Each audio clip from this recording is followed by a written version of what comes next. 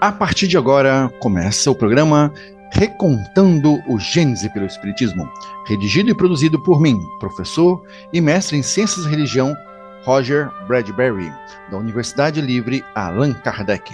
Apoio Cavili, Casa Virtual Luz Espírita. O programa Recontando o Gênesis pelo Espiritismo é transmitido gentilmente pela Web Rádio Cavili, que vai ao ar semanalmente às terças-feiras, às 21 horas, e com reprises às quartas e aos sábados, 3 horas da manhã, e às quintas-feiras, às 10 da manhã, e aos domingos à noite, 19 horas. Disse o Espírito de Verdade: Espíritas, amai-vos. Este é o primeiro ensinamento. Instruí-vos, este é o segundo ensinamento.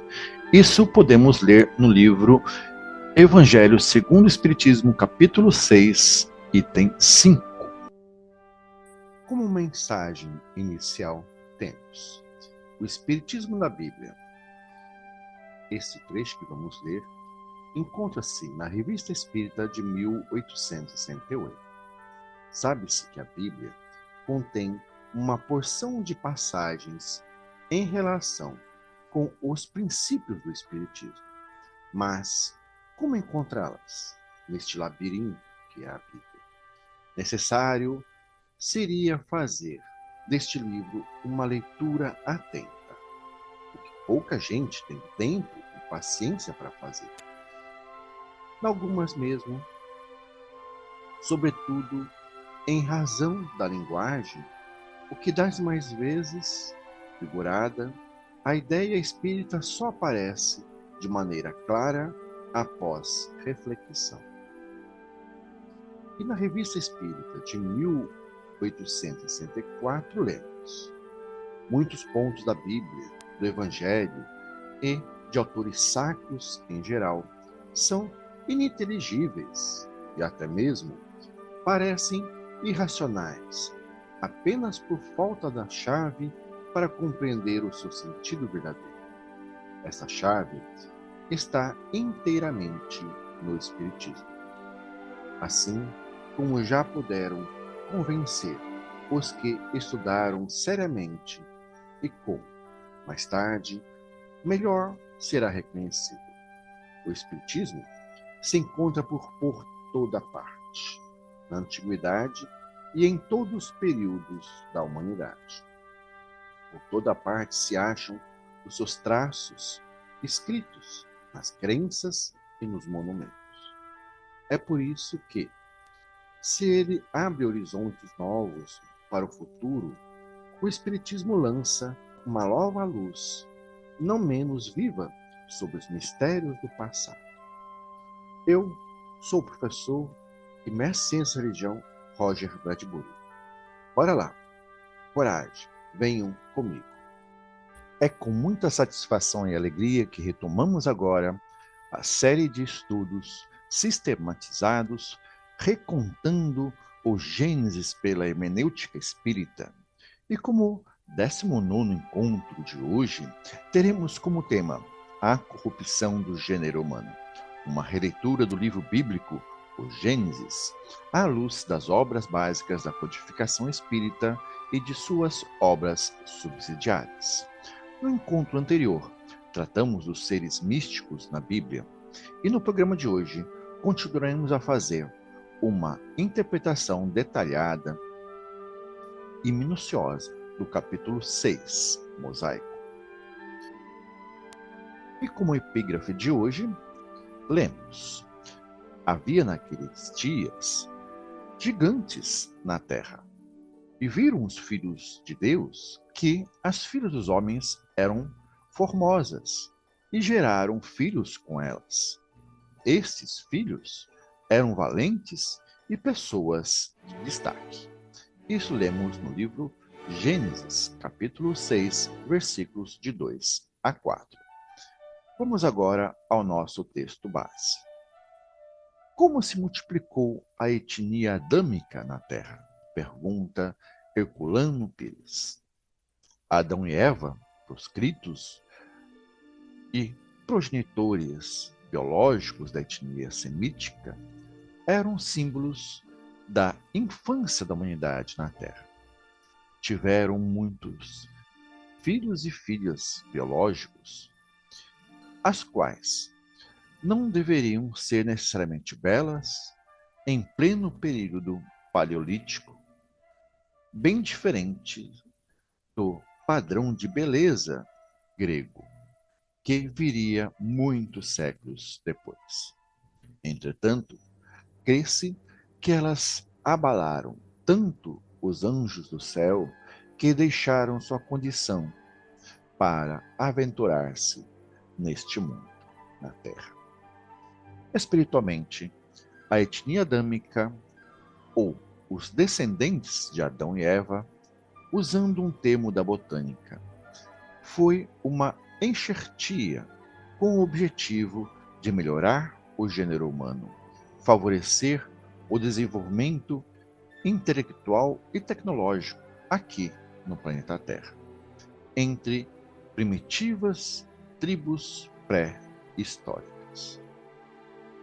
E todo o progresso acarreta a superação de costumes e tradições, a substituição de valores antigos por novos valores, mudanças profundas nas formas das relações humanas, com fases intermediárias de aparente anarquia, que são sempre consideradas como corrupção de costumes.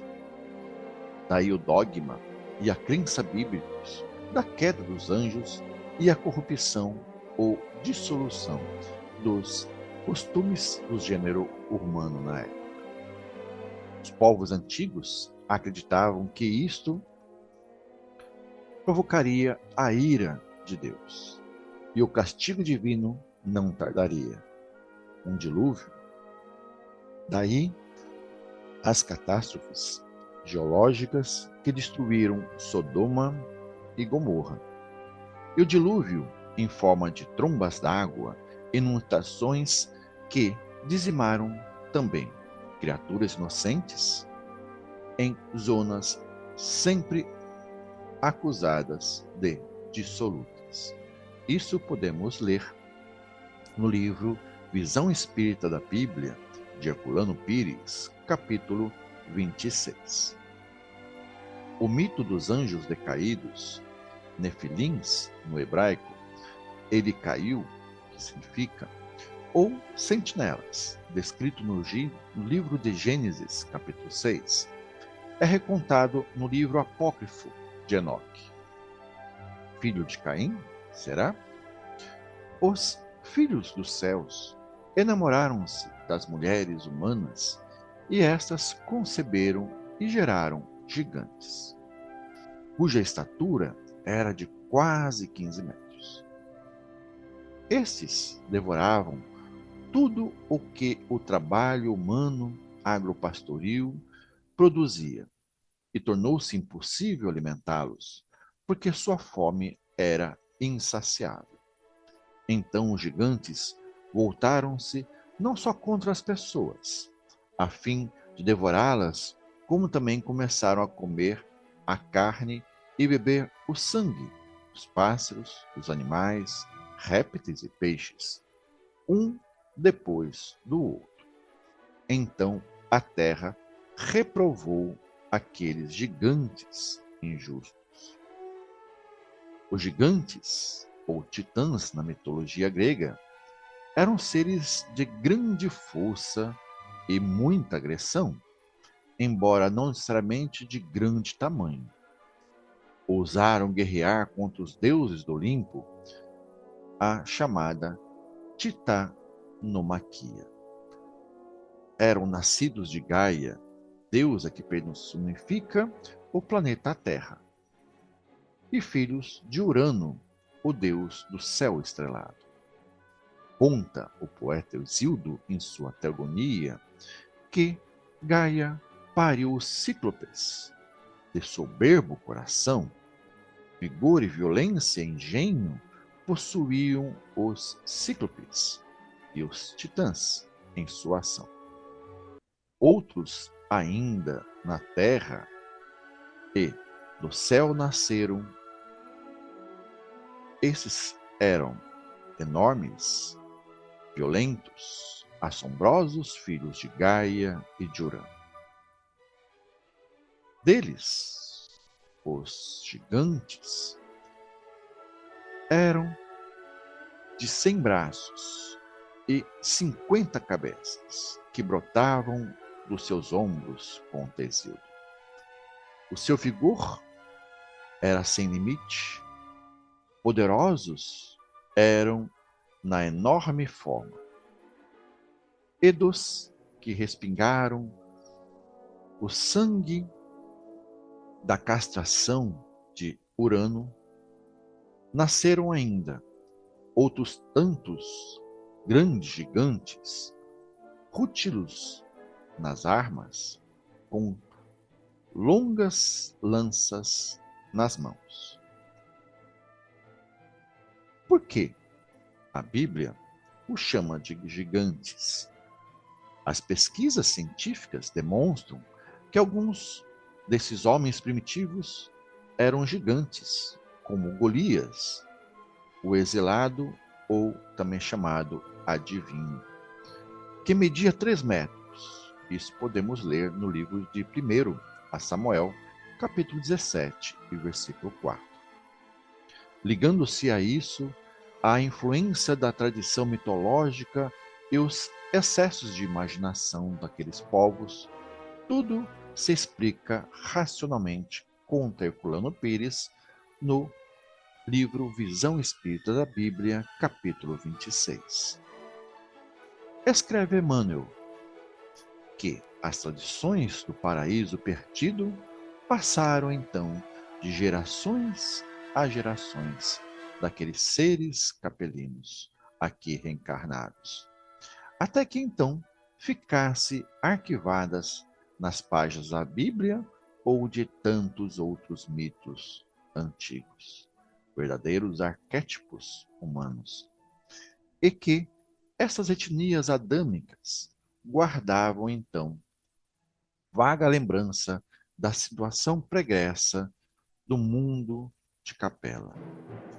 E eles assim, tecendo o hino sagrado das reminiscências de suas memórias de vidas passadas, de seu atraso moral, quando se reconfortavam ainda com as vísceras dos irmãos inferiores, os animais. Sua alimentação era carnívora. E eles marchavam uns contra os outros, conta Emmanuel, ao som de hinos guerreiros lá nos mundos de Capela. Desconhecendo então esses capelinos os mais comezinhos princípios de fraternidade e pouco realizando em favor da extinção do egoísmo e da vaidade do seu orgulho infeliz. E estas foram as justificativas para o seu exílio tão triste.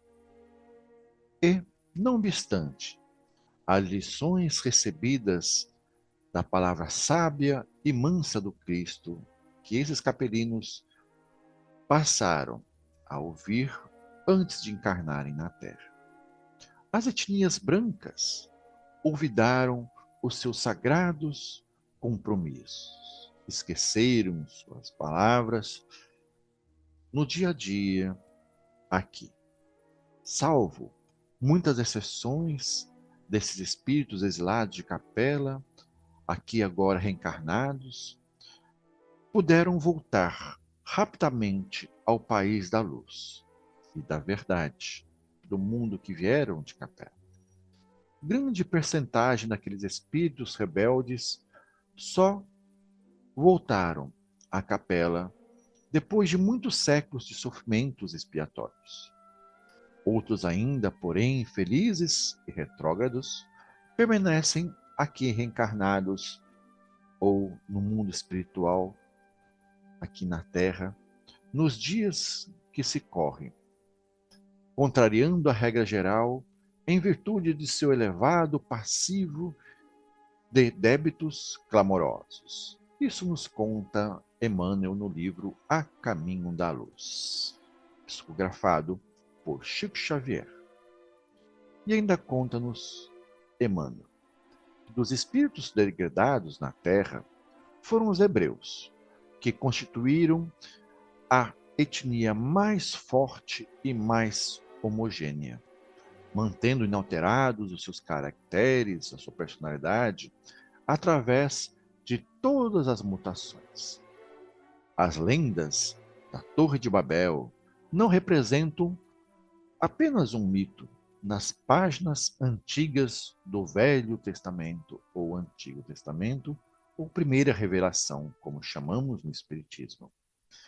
Porque o exílio na terra não pesou tanto às outras etnias degradadas quanto na alma orgulhosa dos judeus, inadaptados e revoltados no mundo em que não os compreendia. Isso lemos no capítulo 3 de A Caminho da Luz.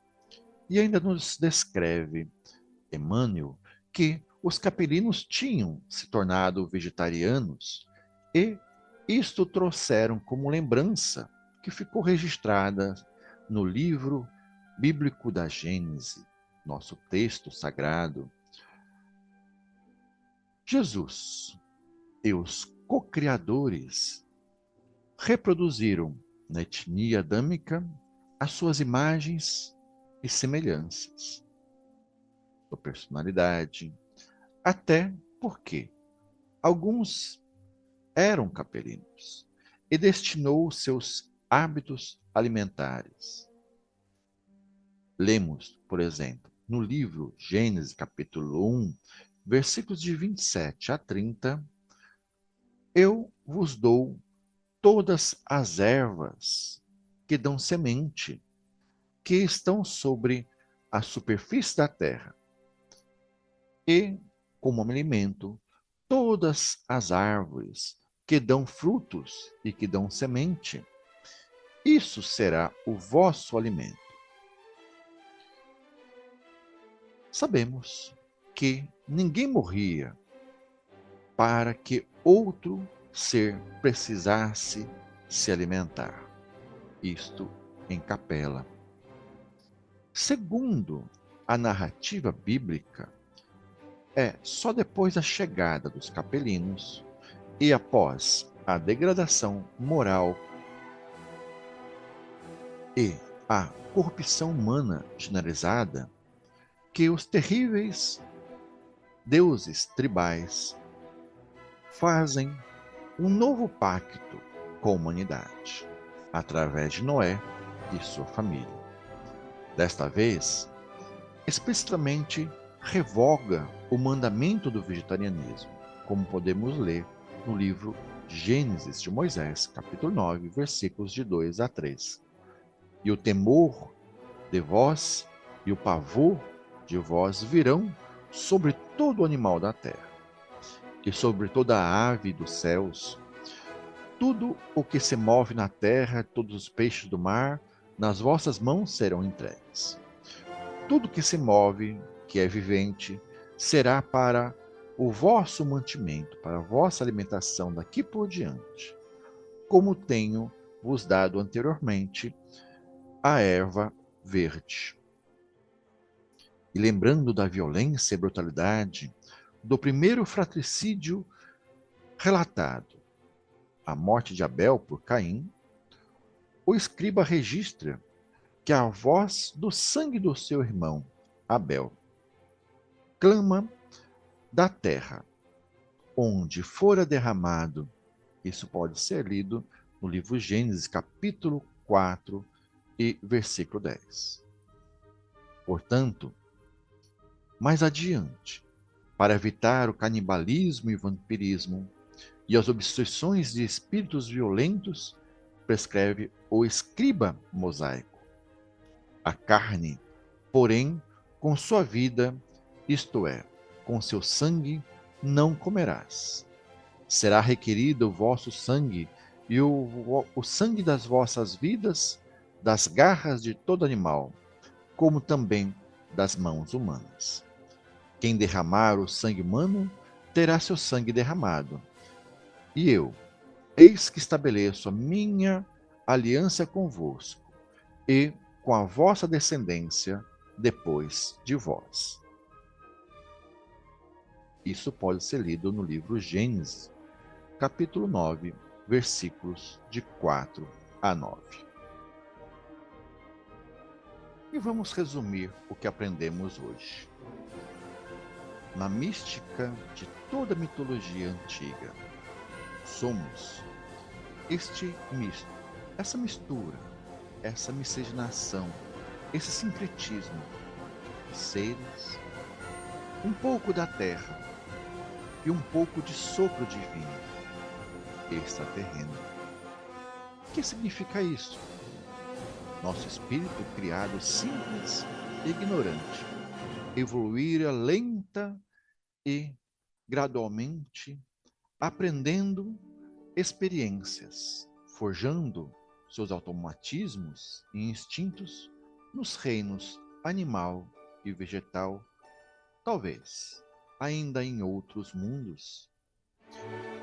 O ser humano atual é herdeiro deste longo patrimônio evolutivo de si mesmo, que guarda não só em seu DNA, mas a epigênese, novíssimo ramo da genética, mostra que a memória celular, mesmo dos seres microscópicos, unicelulares, pode guardar informações para além da sua vida física e transmitir impressões e experiências até então dadas como não hereditárias por Darwin e pelo darwinismo, neodarwinismo, mas as coisas estão mudando para acrescentar a vida pós-morte.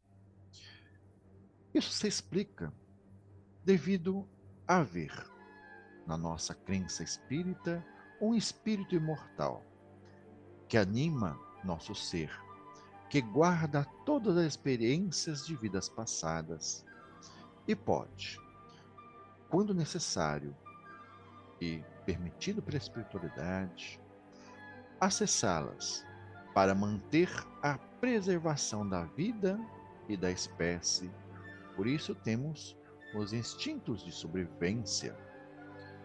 Isto explica todos esses instintos inatos, já nascidos por nós, conosco e que não aprendemos.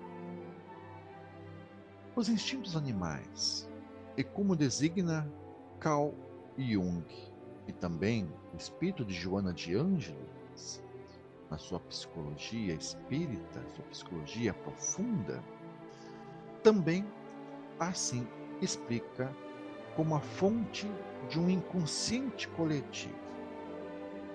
Nosso corpo é demais complexo para ser meramente comandado por simples códigos químicos do DNA. O DNA é apenas um complemento. Nosso sistema involuntário funciona bem uma vida toda, sem que tivéssemos, na vida atual, como um test drive, um curso de condutores. A maravilha do corpo humano e também sua forma de pensar é resultado do acúmulo de experiências reencarnatórias. Isto por um lado, o lado terreno deste mundo, o planeta Terra. Mas temos também a contrapartida do alto. Fomos, no início da humanidade terrena, miscigenados por uma etnia alienígena, extraterrestre, que nos legou tecnologia e conhecimento. Conta simbolicamente a mitologia grega que duas gerações existem no mito de Dionísio. Literalmente, podemos traduzir dois nascimentos, Dionísio. Uma primeira geração era filha do deus Zeus e da deusa Perséfone, a personificação da natureza. E a segunda geração nasce após os brutos titãs, mencionados de início, filhos de Gaia e Uranus, matarem e comerem esta geração. Conta o mito de Zeus, que amava muito essa geração, seu filho Dionísio, e se vingou lançando um raio fulminante sobre os titãs, e das cinzas dos titãs, misturado às cinzas de Dionísio, essa primeira geração, Zeus a revive. Assim, a nova geração da humanidade, carregada dentro de si o aspecto dionisíaco, tanto quanto o aspecto titânico.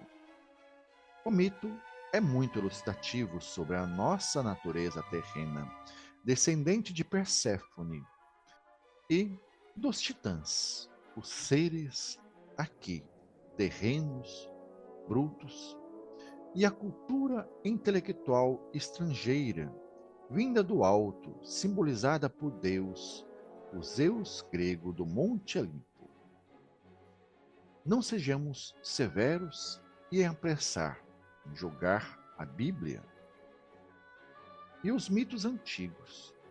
Como disse Kardec, para bom entendedor, eles são um curso da mais profunda filosofia.